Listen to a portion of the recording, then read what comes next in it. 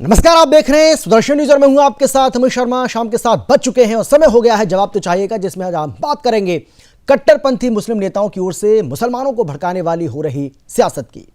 दरअसल प्रभु श्री राम की नगरी अयोध्या में प्राण प्रतिष्ठा की तारीख जैसे जैसे नजदीक आ रही है, वैसे वैसे राम विरोधी और विधर्मियों के हमले भी तेज होते जा रहे हैं। लेकिन इन सबके इतर इन दिनों अब जो नई बात देखने को मिल रही है वो ये है कि अब डर और डराने की राजनीति भी शुरू हो गई है। कुछ मुस्लिम नेता 22 जनवरी से पहले देश का माहौल खराब करने की कोशिश में जुट गए हैं। इनमें पहला नाम है ज़हनीर मौलाना तौकीर रजा का, जिनका कहना है कि राम मंदिर को लेकर दिया गया सर्वोच्च न्यायालय का फैसला खरीदा हुआ था। मौलाना तौकीर रजा ने यह कहा कि हर बार मुसलमान कुर्बानी नहीं देगा, हमसे हमारी मस्जिद छीनी जा रही है। वहीं AIUDF चीफ बदरुद्दीन अजमल ने भी जमकर जहर उगला है। बदरुद्दीन ने मुसलमानों को भड़काते हुए 20 से 26 जनवरी के बीच में यात्रा न करने की नसीहत दे डाली है, और वो भी ट्रेन से। अब बदरुद्दीन मुस्लिमों को भड़का रहे थे तो फिर एक्शन का रिएक्शन भी होना था। केंद्रीय मंत्री गिरिराज सिंह ने कहा कि ओवैसी और बदरुद्दीन ये ऐसे लोग हैं जो सिर्फ नफरत ही फैला सकते हैं और इनका असल काम मुसलमानों में डर पैदा करना है, उन्हें भड़काना ही है। राम और राम मंदिर को लेकर हो रही ये तुच्छ और ओछी राजनीति कोई नई बात नहीं है। हाल ही में आपको याद होगा कि राम मंदिर की न्योतियों को श्राद्ध की संज्ञा दी गई, भगवान राम को मांसाहारी बताया गया, मंदिर को मानसिक गुलामी का प्रतीक बताया गया, और अब कट्टरपंथी मुस्लिम नेता मुसलमानों में न केवल डर और नफरत पैदा कर रहे हैं बल्कि उन्हें भड़का भी रहे हैं। मुसलमानों को 20 से 26 जनवरी तक ट्रेन में यात्रा न करने की सलाह देकर डराने वाले बदरुद्दीन अजमल ये भूल गए हैं कि साल 2002 में किस तरह से गोधरा में 59 कार सेवकों को जिंदा जला दिया गया। अब सवाल यह है कि जिन्हें देश के लोकतंत्र, संविधान और सर्वोच्च न्यायालय पर भरोसा नहीं है, क्या उन्हें इस देश में रहने का अधिकार है? सवाल यह है कि क्या ये मुस्लिम नेता मुस्लिम युवाओं को भड़काना चाहते हैं? क्या ऐसे बयान देकर ये नेता 22 जनवरी से पहले देश का माहौल खराब करना चाहते हैं? और क्या इस्लामिक कट्टरपंथियों का देश के लोकतंत्र, संविधान और सर्वोच्च न्यायालय पर भरोसा करने की बात कहना सिर्फ दिखावा है? और आखिर में सबसे बड़ा सवाल यह कि क्या इन बदजुबान मौलानाओं को भड़काऊ बयान देने के मामले में गिरफ्तार करके जेल में नहीं डालना चाहिए? चर्चा करेंगे, लेकिन पहले एक रिपोर्ट आपको हम दिखाते हैं, देखिए जरा।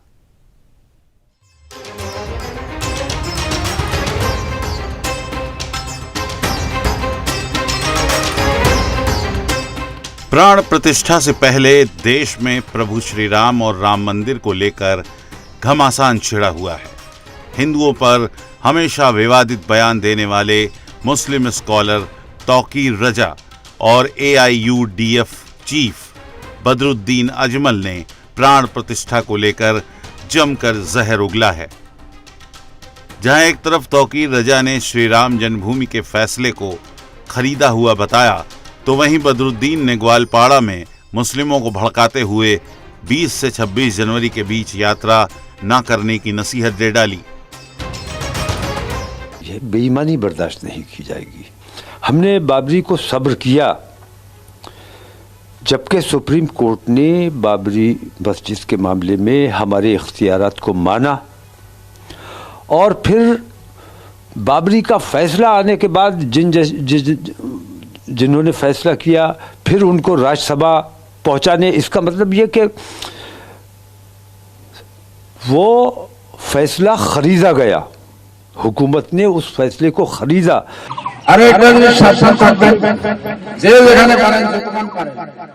আমাদের মুসলমান ভাইরা 20 তারিখ থেকে নিয়ে 24-25 তারিখ পর্যন্ত কেউ যে ট্রেনে সফর করে, এর জন্য বিজেপির প্ল্যান বহুত বড়।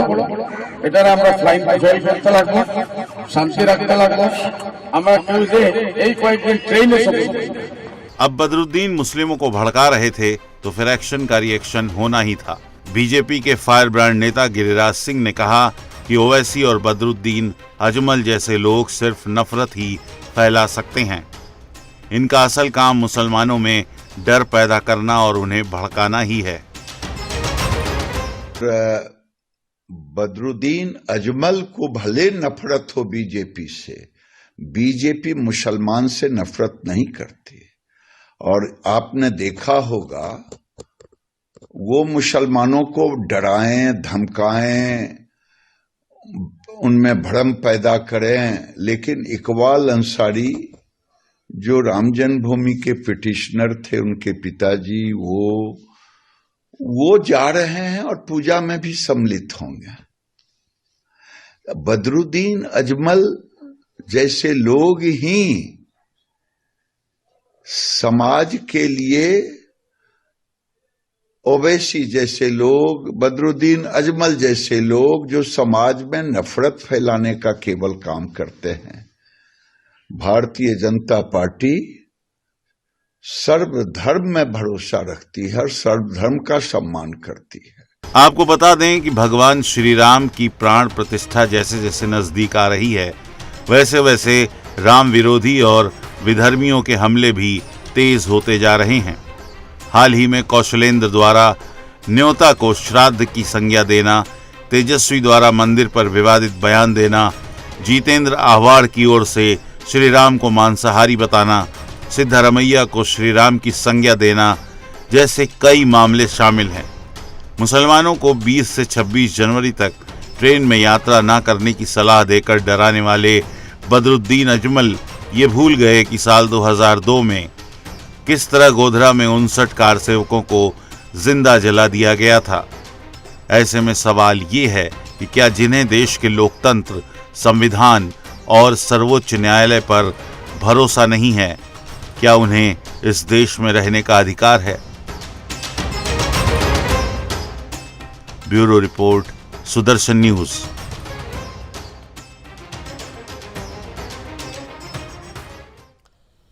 तो अभी तक तो आपने देखा होगा कि देश में किस तरीके से राम और राम मंदिर को लेकर भद्दी भद्दी टिप्पणियां की जा रही हैं, लेकिन अब मुसलमानों को डराने वाली, उनको धमकाने वाली, उनको चेताने वाली जो सियासत है वो भी शुरू हो गई है। और वो कोई और नहीं कर रहा है, वो कट्टरपंथी जो मुस्लिम नेता हैं वही इस काम को आगे बढ़ा रहे हैं और कर रहे हैं।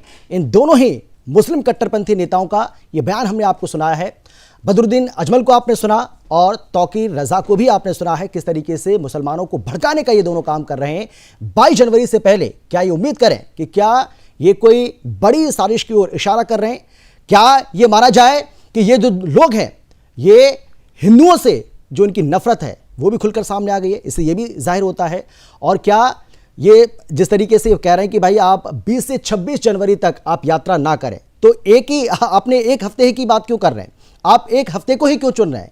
भाई हिंदुओं का त्यौहार इस हिंदुस्तान के अंदर हर दिन होता है, सप्ताह में भी आता है, महीने में कई कई बार भी आता है। तो क्या फिर आगे भी आप यही सलाह देंगे कि मुसलमान जो हैं वो अपने घरों से बाहर ना निकलें? और ये डराने की, धमकाने की, नसीहत देने वाली जो सियासत है वो कब तक जारी रहेगी? और हिंदुस्तान में ऐसा क्यों हो रहा है? क्योंकि हिंदुस्तान में हिंदुओं से किसी को किसी तरह की कोई दिक्कत हो ही नहीं सकती, क्योंकि हिंदू इतना सहिष्णु है। इस बात को हम बार बार कहते हैं। चलिए चर्चा करेंगे, लेकिन कौन कौन खास मेहमान हमारे साथ जुड़ गए सबसे पहले उनसे आपका हम परिचय कराते हैं। हमारे साथ बीजेपी के प्रवक्ता कैप्टन अजय सिंह भदौरिया जी जुड़ गए, बहुत स्वागत है सर आपका। इसके साथ ही हमारे साथ कांग्रेस नेता बिलाल खान जी जुड़ गए, आपका भी स्वागत है सर। इसके अलावा हमारे साथ हिंदू धर्मगुरु स्वामी चक्रपाणी महाराज जी जुड़ गए, आपका भी स्वागत है महाराज जी। और इसके अलावा आसिफ हुसैन साहब जो कि मुस्लिम स्कॉलर हैं वो भी हमारे साथ जुड़ गए हैं, आपका भी बहुत बहुत स्वागत है और धन्यवाद भी है समय निकालने के लिए। लेकिन सबसे पहले आसिफ जी, मैं आप ही के पास आना चाहता हूं और सवाल मेरा आपसे यह है कि ये जो डराने की, धमकाने की जो सियासत की जा रही है कुछ कट्टरपंथी मुस्लिम नेताओं की ओर से, आप इसको उचित ठहराएंगे क्या? आप इसको उचित मानेंगे क्या? और सवाल यही जो मैंने शुरू में भी किया कि ये सिर्फ एक हफ्ते की बात क्यों की जा रही है? भाई हिंदुस्तान में तो हिंदुओं का जो पर्व है, हिंदुओं का जो त्यौहार है वो तो हर दिन होता है। यहाँ तो सप्ताह में भी आ रहा है, महीने में भी आ रहा है, महीने में कई कई बार हमारे त्यौहार आते हैं। तो क्या इसी तरीके से आप मुसलमानों को डराएंगे क्या? देखिए, सबसे पहले तो बदरुद्दीन अजमल साहब हो, उन्होंने अवमानना की है जी, क्योंकि इस देश में न्याय व्यवस्था है, कानून है और कानून का राज चलता है। तो मुझे नहीं लगता कि इसके मुसलमानों को या किसी को भी किसी बात का डर है। और देश का हिंदू सहिष्णु है और उसकी सहिष्णुता पर मुझे कोई शक नहीं। मगर मुझे आपके एक वाक्य से भी ऐतराज है जो कि कॉन्स्टिट्यूशन नहीं है, ये हिंदुस्तान है। असल में किसी भी कॉन्स्टिट्यूशन की, हमारी कॉन्स्टिट्यूशन की किताब में कहीं नहीं लिखा कि ये हिंदुस्तान है। अच्छा। असल में ये हिंदुस्तान, भारत, इंडिया, ये 3 नाम तो हम जानते मतलब हैं। नहीं, मुझे ये समझ नहीं आ रहा है, जिस देश के अंदर 80% से ज्यादा हिंदू आबादी हो, वहां आपको हिंदुस्तान कहने में दिक्कत आ रही है, उसको हिंदुस्तान बोलने में आपको दिक्कत आ रही है। नहीं, तो ये गैर संवैधानिक है ना। तो आप या तो नहीं अगर नहीं तौकीर रजा अगर सर्वोच्च न्यायालय के फैसले पर सवाल खड़ा करते हैं, वो ठीक है क्या? जो भी करे, हाँ, वो नहीं चाहे तौकीर रजा ने जो बयान दिया है वो आपने सुना होगा, देखा भी होगा, हमने सुनाया भी है। तौकीर रजा जो कह रहे हैं कि भाई वो तो खरीदा हुआ फैसला था, यानी कि आप सुप्रीम कोर्ट के फैसले की तौहीन कर रहे हैं, उन जजों की आप तौहीन कर रहे हैं जिन जजों ने यह फैसला सुनाया। और आप वैसे कहते हैं कि हम देश के लोकतंत्र पर भरोसा करते हैं, हम संविधान पर भरोसा करते हैं, हम सर्वोच्च न्यायालय पर भरोसा करते हैं। अगर भरोसा करते हैं तो ऐसे जहरीले बयान क्यों? हिंदुस्तान को हिंदुस्तान कह रहे हैं जी, इस पर भी तो डिबेट होनी चाहिए। हम उसको हिंदुस्तान ही कहेंगे, जो कहा वो देश के हम उसको हिंदुस्तान ही कहेंगे। ऐसा स्थान जहां पर हिंदू रहते हैं, हिंदुओं की आबादी सबसे ज्यादा हो, उसको हिंदुस्तान ही कहा जाएगा। जहां पर सर्व समाज के लोग रहते हैं वो हिंदुस्तान है, ना कि हिंदुस्तान है। ये भी आप संविधान की आप अवहेलना कर रहे हैं। आगे बढ़िए।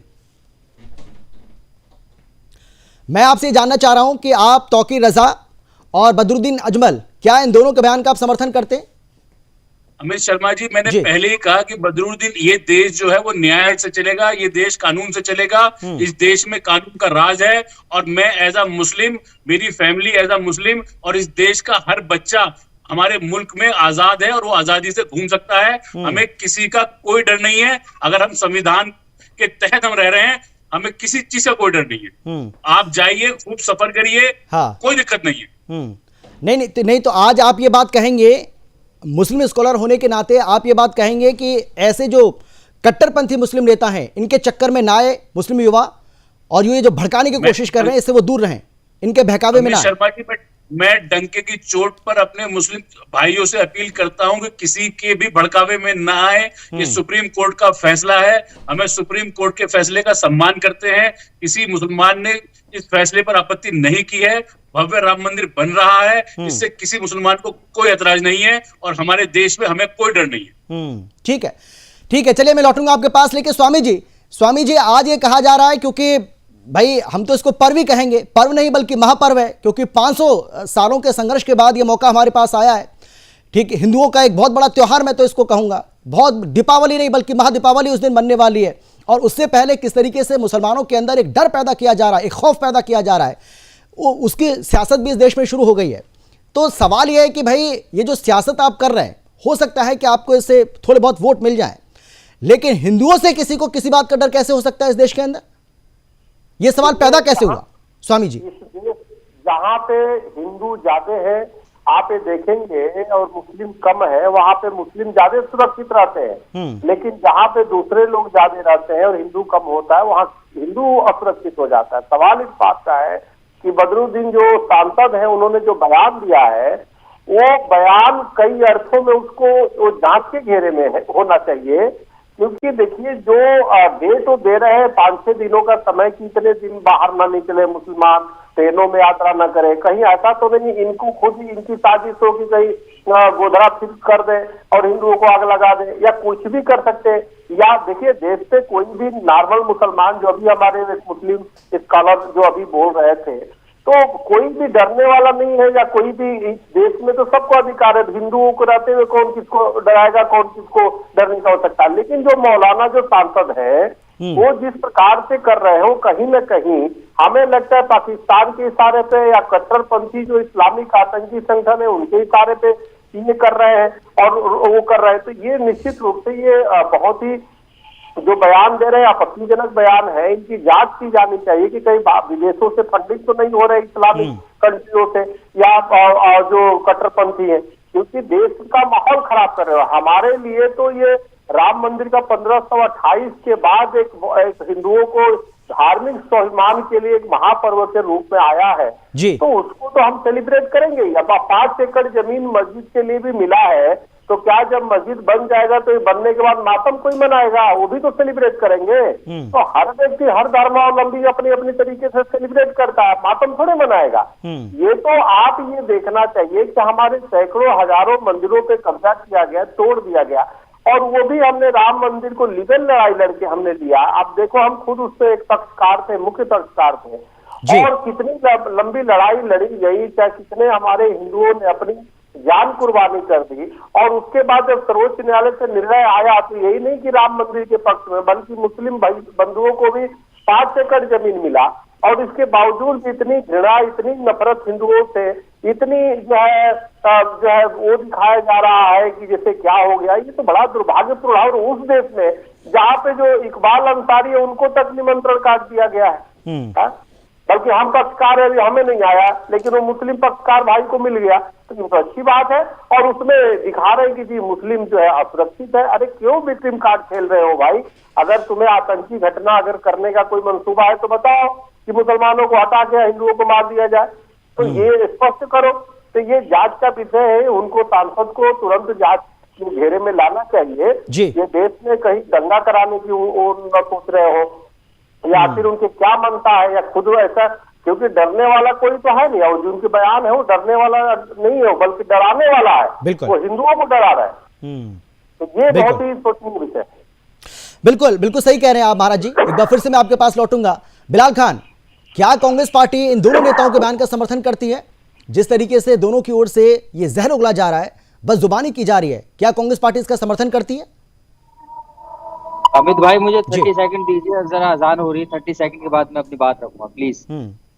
चलिए ठीक है, ठीक है, मैं ठीक है, अब मैं आऊंगा आपके पास, लेकिन अब कैप्टन आई सिंह जी आप बोलिए, आप बोलिए भाई। ये कहा जा रहा है कि आपको, देखिए ये अजान के लिए रुक गए, बिलाल खान जो हैं वो अजान के लिए रुक गए, लेकिन ये लोग कह रहे हैं कि बीजेपी को अजान से दिक्कत है। तौकीर रजा ने यही बोला है कि बीजेपी को हमारी अजान से प्रॉब्लम है। जवाब दीजिए। देखिए अमित जी, बीजेपी को कभी किसी के धर्म से, किसी के मजहब से, किसी के पंथ से बीजेपी को कभी कोई प्रॉब्लम नहीं हुई। बीजेपी का सिर्फ नारा है सबका साथ, सबका विकास और सबका विश्वास। हम उसी गाइडलाइन पे काम करते हैं। हमने आज दिन तक किसी भी धर्म का विरोध नहीं किया है। हर हिंदुस्तान में हर धर्म को हमने उतना ही सम्मान दिया है जितना हम अपने को मानते हैं। मगर इन लोगों के मन में जरूर बहुत बड़ी जो है ना हरदम कुठाराघात छिपी रहती है कि ये जब राम जन्मभूमि की बात चले, हिंदू धर्मों के कोई तीज त्योहार आए, तो ये जरूर कहीं ना कहीं उसके ऊपर इसी तरह की अपनी जो बकवास और जो घटिया राजनीति जो करने में पीछे नहीं रहते हैं। ये अजमल कसाब जो असम से आते हैं, असम के ये हैं, और मैं ये कहूंगा कि ये व्यक्ति अगर इसका ठीक से अगर इसकी खोज की जाए तो ये हिंदुस्तान का है ही नहीं, ये बांग्लादेश से आया हुआ आदमी है और इसकी राजनीति हिंदू मुस्लिम पे ही टिकी है। वो अच्छी तरह जानता है कि जिस दिन ये हिंदू मुस्लिम करना छोड़ देगा उस दिन इसकी जो है ना राजनीति खत्म हो जाएगी। राजनीतिक दुकान इसकी हिंदू मुस्लिम करके मुसलमानों को डराने के लिए इस तरह की बातें करता है। इसी तरह की ये तौकीर रजा है, इनका क्या से यही है कि इन्होंने भी अपने आप को मीडिया में, खबरों में, न्यूज में बने रहने के लिए हरदम हिंदू मुस्लिम की बात करते हैं, जब हिंदुस्तान का मुसलमान बहुत बुद्धिजीवी है, समझदार है और वो इन बातों से बहुत दूर रहना चाहता है। आप देखिए ना, आज राम जन्मभूमि के जो पक्षकार थे, जो इसके ऊपर केस लड़ रहे थे, वो सर्वे सर्वा आज बने वहां घूम रहे हैं। उस दिन जब मोदी अयोध्या में पहुंचे तो उन्होंने दिल खोल के उनके ऊपर फूल बरसाए, स्वागत किया, बिल्कुल, और उन्होंने अपना वक्तव्य भी दिया कि मोदी जी आज हमारे यहाँ आए हैं तो यहाँ सभी मुसलमानों का जो है ना कर्तव्य बन जाता है दिल स्वागत करें। अयोध्या को आज जिस तरह से जो है ना सजाया है, संवारा है और जिस तरह के विकास यहाँ दिखाई देते, बोले ये मोदी जी की देन है। तो बीजेपी को जितना भी हिंदुस्तान का एक अच्छा मुसलमान है, बुद्धिजीवी है, जो इस देश को अपना मानता है, वो कभी विरोध नहीं करता, मगर जो सिर्फ जाति मजहब पंथ की बात करते हैं, जो कट्टर नहीं, बिल्कुल बिल्कुल, हम तो ये मांग करते हैं कि ऐसे लोगों के खिलाफ भड़काऊ बयान देने के मामले में मामला दर्ज हो, उनकी गिरफ्तारी होनी चाहिए। 22 जनवरी से पहले हो सकता है कि कोई बहुत बड़ा षड्यंत्र ये लोग रच रहे हों, इसीलिए ऐसी बयानबाजी की जा रही है। अमित जी हम आपकी बात से बिल्कुल सहमत हैं। जो जिस तरह के इन्होंने तो वक्तव्य दिए हैं कि ट्रेन में किसी में सफर ना करें, तो कहीं ना कहीं ये षड्यंत्र जरूर रच रहे होंगे, जिससे हिंदुओं को तो नहीं मुसलमानों को भड़काया जाए। ये मुसलमानों को भड़काने वाली बात कर रहे हैं, जबकि आपने देखा होगा कि कभी भी कट्टरवादियों की तरफ से जरूर घटनाएं कहीं ना कहीं होती है, मगर एक घटना कोई ये नहीं बता सकता है कि मुसलमानों के किसी धार्मिक जुलूस पे, किसी उनके त्योहार पे, किसी हिंदू धर्म के एक भी कार्यकर्ता ने, एक भी नेता ने उस पे कहीं जाके कुछ किया हो। मगर इनके बीच में कट्टरवादी ऐसे हैं कि अगर दुर्गा पूजा का जुलूस निकलता है उस पे पथराव करवाते हैं, और कोई तीज त्योहार होते हैं उसके ऊपर जो है ना इतनी घटिया राजनीति करते हैं। तो इन लोगों को सोचना पड़ेगा, जो बुद्धिजीवी मुसलमान है। मैं कहना चाहूंगा कि आप ऐसे लोगों को अपने से दूर करिए, ये आपको भी बदनाम कर रहे हैं। ये कट्टरवाद फैला के अपनी राजनीति दुकान चला रहे, मगर आप लोगों को सबकी नजरों में बुरा बना रहे हैं। ठीक है बिलाल खान, अब बोलिए आप। सवाल तो आपने सुन लिया होगा मेरा। बिल्कुल बिल्कुल। हाँ, देखिए अमित भाई, कांग्रेस पार्टी हमेशा हर एक धर्म का सम्मान करती है, चाहे वो हिंदुओं का हो या मुसलमानों का हो, क्रिश्चियन, ईसाई, हर एक धर्म का सम्मान करने का काम करती है। लेकिन देश में अराजकता कौन फैला रहा है, तुष्टीकरण की राजनीति कौन करता है, पूरा देश भारत समझता है। और मैं आपको दिखा भी दूंगा 80-20 की बात कौन कर रहा था। हमें डर वहां लगता है जो 80-20 की बात करते हैं, तो मदरसों की बात करते हैं, तो घर वापसी की बात करते हैं, जो लगातार मॉब लिंचिंग। लेकिन कांग्रेस पार्टी को तो इसमें महारत हासिल है। देख लीजिए बिलाल खान, कांग्रेस पार्टी को तो इसमें महारत हासिल है, ये बात आप बखूबी जानते हैं। नहीं, हम भाई तुष्टीकरण की राजनीति कांग्रेस पार्टी से ज्यादा कोई और पार्टी कर ही नहीं सकती है देश के अंदर, ये भी सच है।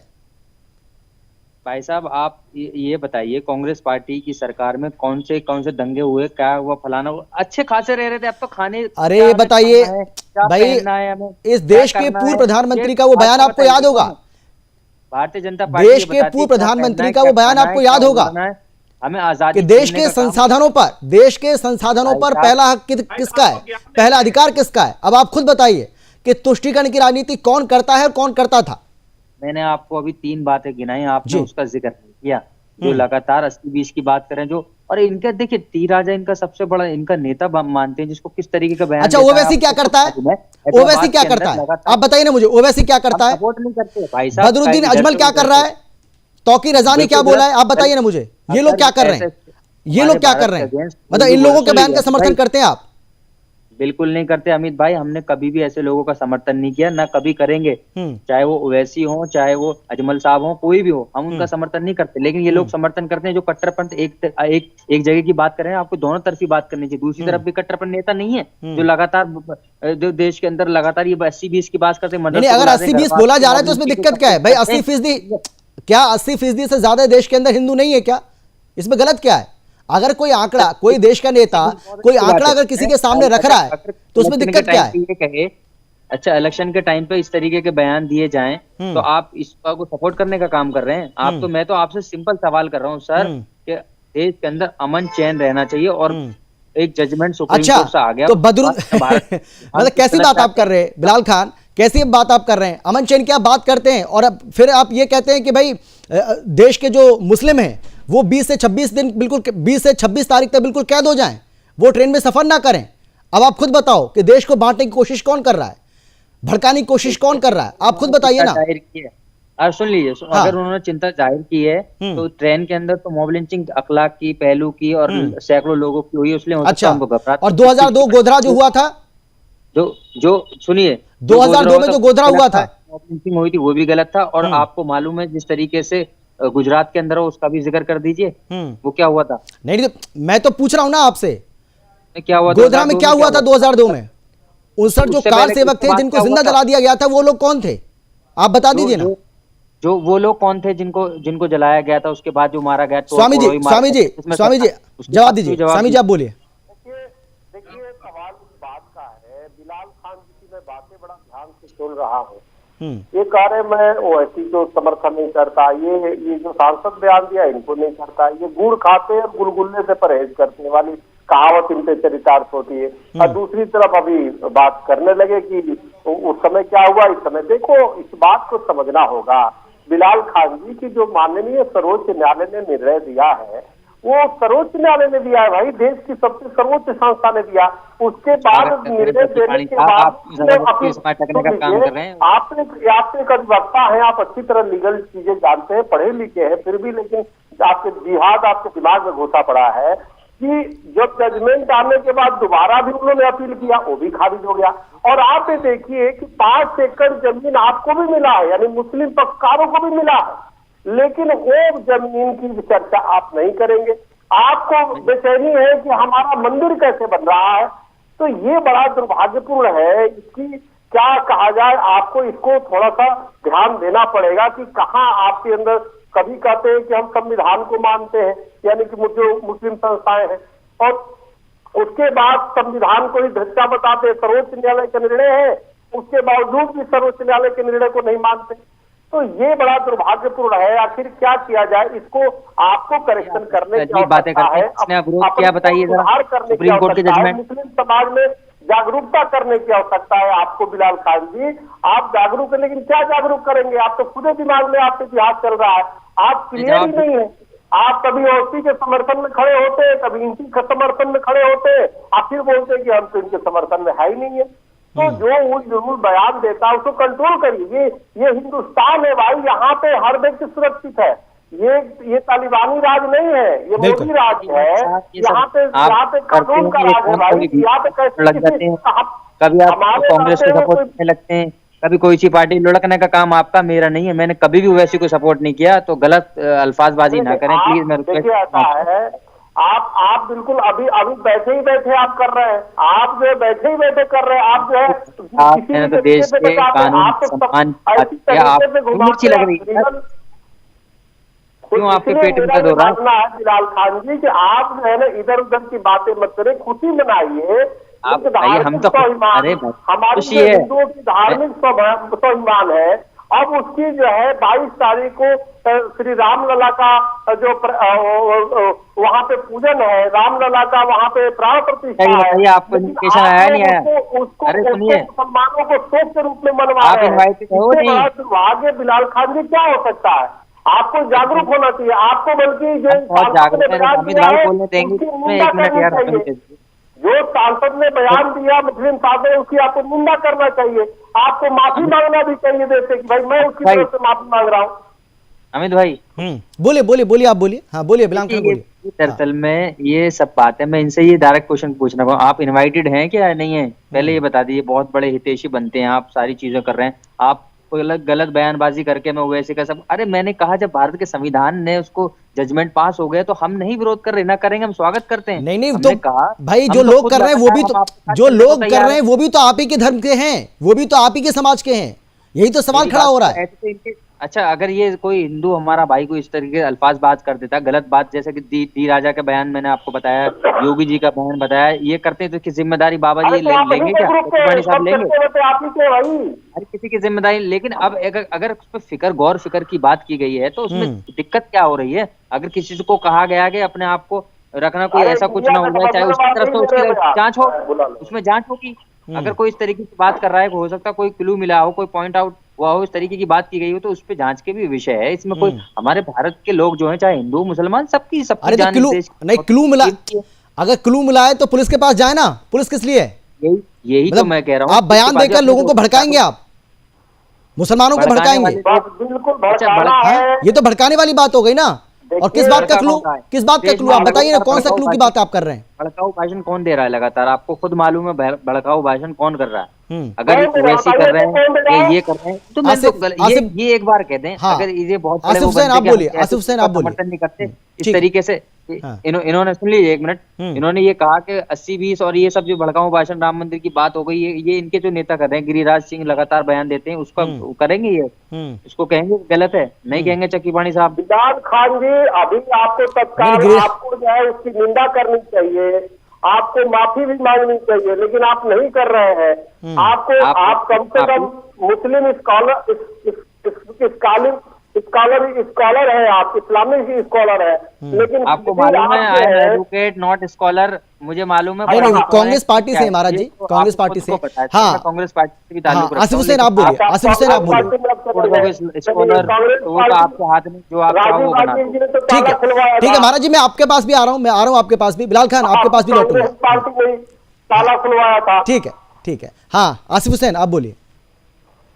देखिए, सबसे पहले तो मैं बिलाल खान साहब की एक बात का जवाब देना चाहूंगा कि इन्होंने कहा कि कांग्रेस के वक्त में सब लोग मिलजुल कर रहते थे, तो इन्हें बताना पड़ेगा कि भागलपुर दंगा किसके सरकार में हुआ, मुरादाबाद का दंगा किसके सरकार में हुआ, मेरठ के पास जो दंगे हुए वो किसकी सरकार में हुए, 52,000 दंगे जो हैं वो सन 2014 से पहले हो चुके थे और उसमें हजारों मुस्लिम और हजारों ही हिंदू मारे गए, वो किसकी सरकारों में हुए।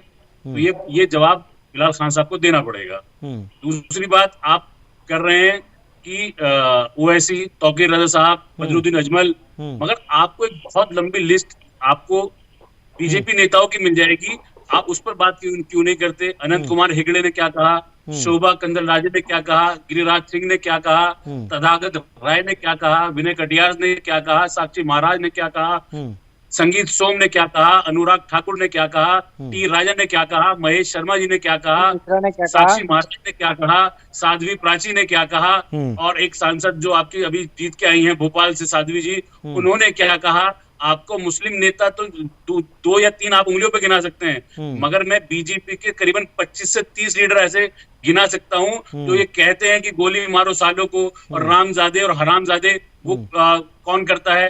उसके अलावा कैप्टन साहब एक बात कह रहे थे कि जी मुस्लिम बच्चे जो हैं वो कट्टरता की ओर जा रहे हैं, हिंदू सहिष्णु है तो मुल्ले काटे जाएंगे, राम राम चिल्लाएंगे, ये कौन नारे लगाता है। ये जो मॉब लिंचिंग अब तक हो चुकी है 100 से अधिक का डाटा तो मेरे पास है। जवाब लेते हैं, जवाब ले लेते हैं। हाँ, कैप्टन आई सिंह भदौरिया जी बोलिए आप। हाँ, जवाब दीजिए, जवाब दीजिए। आपका मतलब यह है कि प्रक्रिया थ्रू इनका बोलना ठीक है क्या, जो सांसद ने बोला है?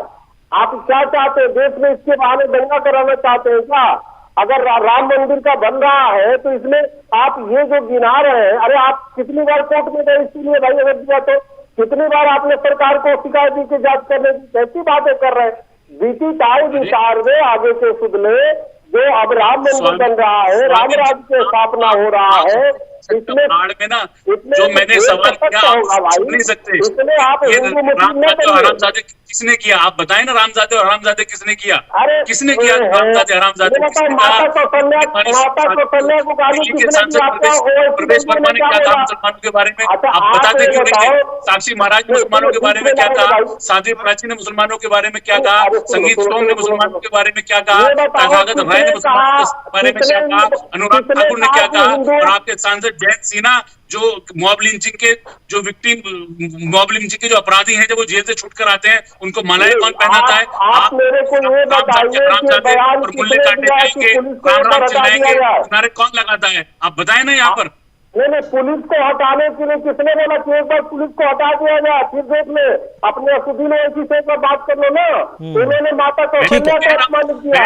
ठीक है, मेरे पास समय बहुत कम बचा है, मेरे पास समय बहुत कम बचा है। कैप्टन आई सिंह भदौरिया जी जवाब दीजिए, कैप्टन आई सिंह भदौरिया जी जवाब दीजिए। तो बहुत सारे नाम गिना रहे थे, हाँ जवाब दीजिए। आप बताइए, मैं तो 38 नाम गिना दिया आपको, आप तो 4 नाम बता रहे हैं ना। समय नहीं मेरे पास, आसिफ हुसैन बिल्कुल समय नहीं मेरे पास, जल्दी से। हाँ कैप्टन आई सिंह जी, हाँ बोलिए। भारतीय जनता पार्टी के नेता ने कभी भी किसी के अपमानजनक ऐसी कोई बात नहीं कही है कि किसी को जो है ना उससे हताश हो। हाँ, उत्तर का प्रति उत्तर जरूर दिया जाएगा। अगर कोई राम को गाली देगा, हिंदुत्व को गाली देगा, संविधान को गाली देगा, तो बिल्कुल कहा जाएगा कि ऐसे आदमी को कड़ी से कड़ी सजा मिलना चाहिए, कानून के तहत बख्शा नहीं जाएगा। अगर कोई कश्मीर में नरसार कराएगा, कोई कहेगा कि 15 मिनट के लिए पुलिस हटा दो, पूरे हिंदुओं को खत्म कर देंगे, तो ऐसों को बख्शा नहीं जाएगा। बिल्कुल, इसी के साथ मेरे पास समय कम है, मेरे पास समय बिल्कुल बचा नहीं है, माफी के साथ आप सभी को मैं रोक रहा हूं। बहुत धन्यवाद मेरे साथ जुड़ने के लिए, चर्चा में शामिल होने के लिए। लेकिन बिल्कुल ये बात ध्यान रखनी पड़ेगी कि ऐसे जो कट्टरपंथी लोग हैं इनके खिलाफ कार्रवाई जरूर होनी चाहिए, क्योंकि कार्रवाई इसलिए भी जरूरी हो गई है 22 जनवरी से पहले अगर इस तरीके के बयान दिए जा रहे हैं तो इसका मतलब यह है कि एक सोची समझी साजिश के तहत, सोची समझी रणनीति के तहत ये बयान दिए जा रहे हैं। आज ये कहा जा रहा है कि आप 20 से 26 जनवरी तक अपने घरों में रहें, आप ट्रेन में सफर ना करें। तो कल को हो सकता है कि अगर इसी तरीके से मुसलमान जुलूस निकालेंगे तो कहा जाएगा कि हिंदू अपने घरों में रहें। तो यानी कि आप देख सकते हैं कि इस देश को विघटित करने की, इस देश को बांटने की, इस देश की एकता अखंडता को किस तरीके से तार तार करने की कोशिश जो है वो की जा रही है, और 1947 जैसी एक तस्वीर जो है वो बनाने की कोशिश की जा रही है। लेकिन ये याद रखना पड़ेगा कि ये नया भारत है, और नए भारत में, नए हिंदुस्तान में ये नहीं चलेगा, नहीं चलेगा। फिलहाल इतना ही। लेकिन देश और दुनिया की बाकी खबरों के लिए आप देखते रहिए सुदर्शन न्यूज। नमस्कार।